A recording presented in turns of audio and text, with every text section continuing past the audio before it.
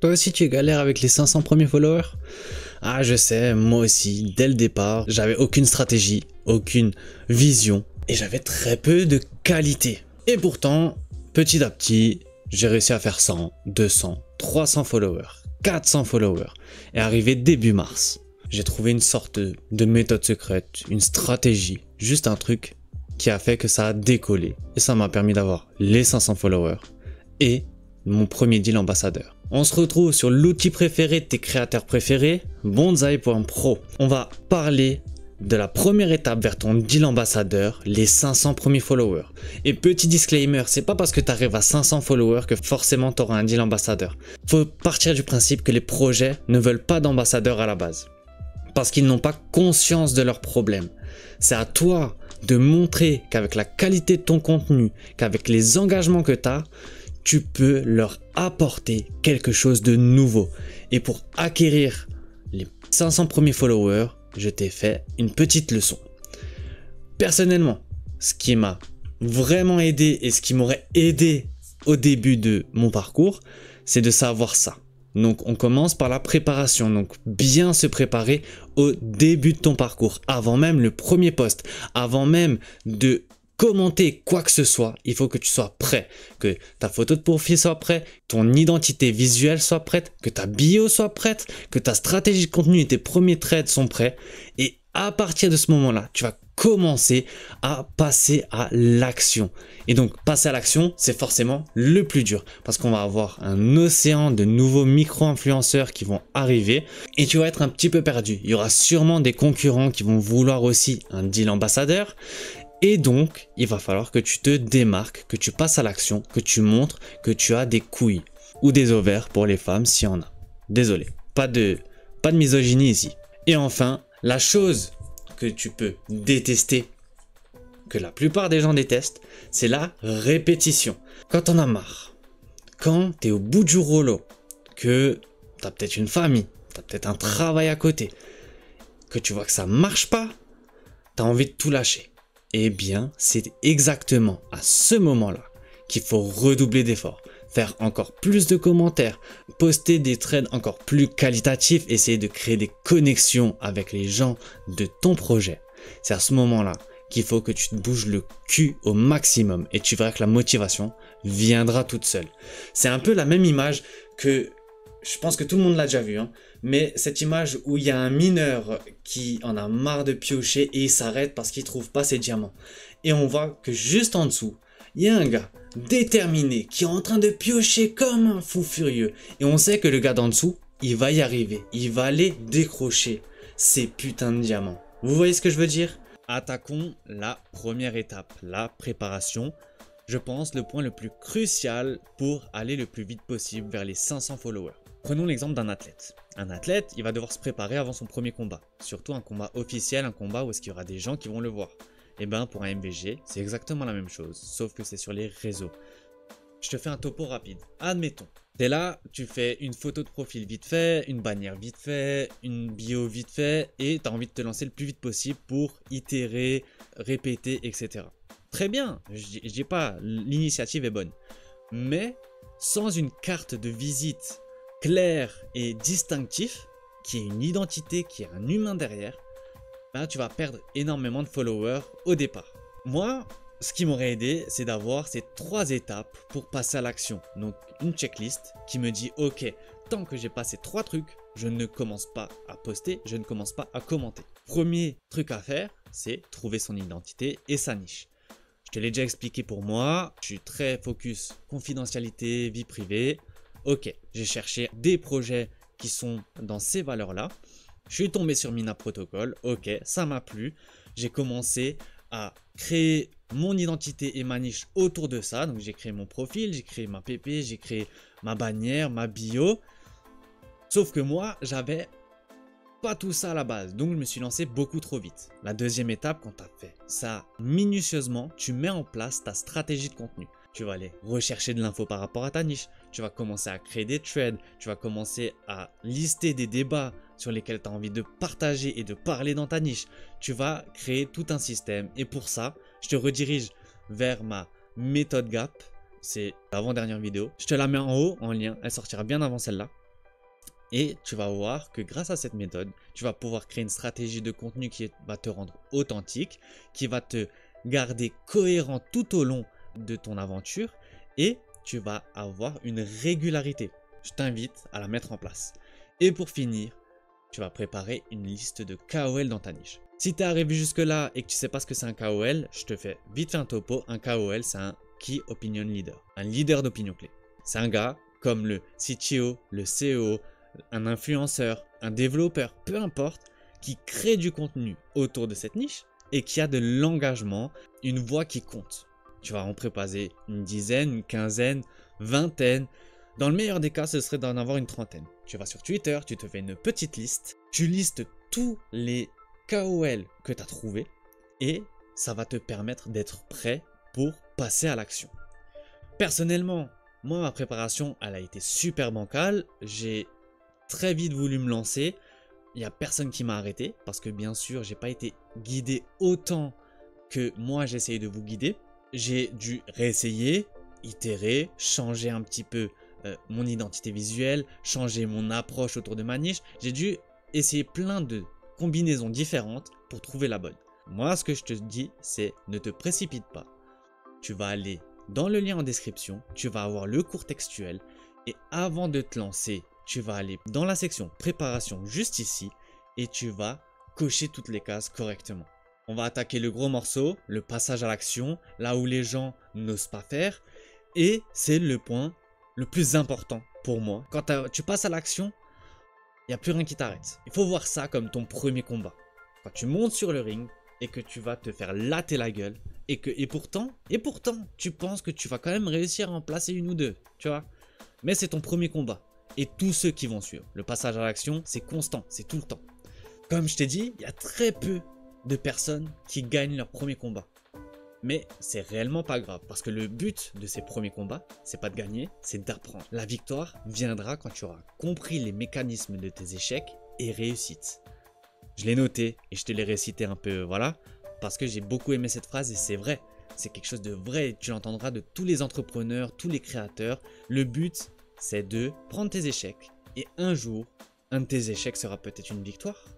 Et peut-être tes victoires vont s'accumuler et tu vas devenir un expert dans ta niche. Moi, j'aurais aimé avoir plusieurs étapes, plusieurs choses à suivre pour justement créer du contenu, pour justement passer à l'action correctement. Et moi, je te les ai listées, en tout cas celles qui me semblent importantes. Première des choses, donc si tu as bien fait le job, théoriquement, tu as déjà accumulé de l'information et tu as déjà commencé à créer des trades pendant la préparation. Mais si tu ne l'as pas fait, ben tu vas le faire, tu vas accumuler de l'information.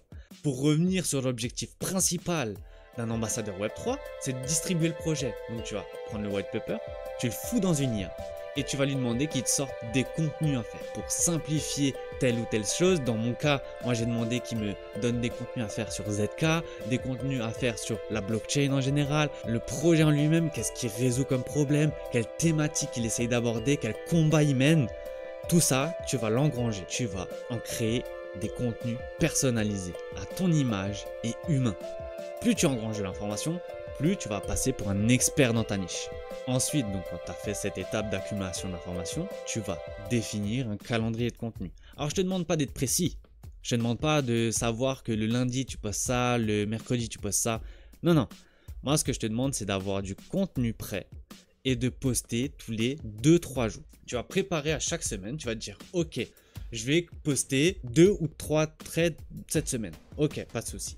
Et tu vas les espacer de 2 ou 3 jours pour être régulier. Vaut mieux que tu crées vraiment un truc qualitatif et bien travaillé, bien simplifié, tous les 2-3 jours pour que les gens ils disent, ok, quand le gars poste, même s'il poste pas souvent, c'est un truc où je comprends, un truc où j'apporte de la valeur, où tu accumules de la valeur. Comme ça, les gens ils vont se dire ok je le suis parce qu'au moins lui l'information qu'il donne c'est pas un truc complexe ZK machin technologie. Moi tout ce que je veux savoir c'est comment ça marche, qu'est-ce que ça m'est bénéfique, pourquoi je devrais investir dedans. En grosso merdo c'est ce que les gens veulent. Donc tu vas te définir un calendrier de contenu pour être régulier et authentique. Bien sûr votre ami Jazz n'a pas oublié de vous mettre une petite astuce pour combler les jours de vide pour éviter qu'il n'y ait aucune interaction. Donc, tu vas prendre ta petite liste de KOL que tu as fait au début pendant la préparation. Tu vas aller checker quelques posts qui ont fait beaucoup d'engagement, ou quelques engagements qui t'ont l'air intéressants et où tu peux apporter une plus-value. Tu vas faire une citation sur X et tu vas ajouter de la simplification, ton opinion, tu vas ajouter de la hype autour de ça pour créer un engagement autour du tweet que tu as cité et autour de ton tweet à toi. Les gens vont venir parce que, ok, tu as reposté un truc de KOL, un gars qui est déjà reconnu dans le milieu.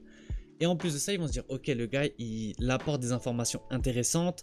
Le gars, il me donne de la joie. Le gars, il me donne quelque chose que j'ai envie de bouffer. Et j'ai envie de consommer ce contenu. Vous voyez ce que je veux dire? Donc, ça va te permettre de, au lieu de te faire chier à créer un thread, etc. pour chaque jour, tu pourras utiliser une ou deux petites citations et puis tu vas utiliser ma méthode GAP. Le but, c'est d'ajouter ta touche perso à chaque fois que tu postes. À chaque fois que tu fais une citation, il faut qu'il y ait la touche personnelle de ton MVG. Et là, on va passer dans le dur, la méthode Attract the Bees. Concrètement, c'est la méthode la plus chiante, mais c'est un game changer pour engranger tes premiers followers et par la suite augmenter ton nombre d'impressions. Tu vas prendre ta liste de KOL et tu vas encore une fois aller interagir avec les posts qui mettent. Donc tu vas interagir avec le post en lui-même et ensuite tu vas aller voir les autres commentaires, donc les followers de cette personne qui sont les abeilles, les bees, et tu vas encore une fois commenter, ajouter de la valeur, donner une opinion, essayer de créer un engagement sur le post en lui-même. Et c'est le meilleur moyen pour te faire connaître au sein de ta niche.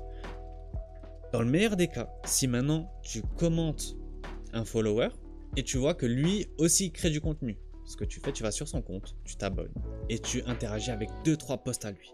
Le gars va se dire ok, il me porte de l'intérêt, le gars il dit pas des trucs cons, je vais le suivre parce que dans les prochaines semaines, mois à venir, il va peut-être m'être utile ou il me donne de l'information intéressante. Et donc, petite anecdote de pourquoi cette méthode s'appelle Attract the Bees. Parce que les abeilles sont attirées par le miel, et le miel, qu'est-ce que c'est? C'est le post du KOL en question, et toi, tu vas aller récupérer les petites abeilles directement à la source en interagissant avec elles. C'est comme si tu allais directement à la ruche d'à côté, et tu allais dire « Hé les gars, regardez mon pollen, regardez mon miel, comment il est meilleur, venez voir une fois à ma ruche !» En fait, les abeilles vont se dire « Ok, bah on va aller voir, hein, c'est mieux là-bas !»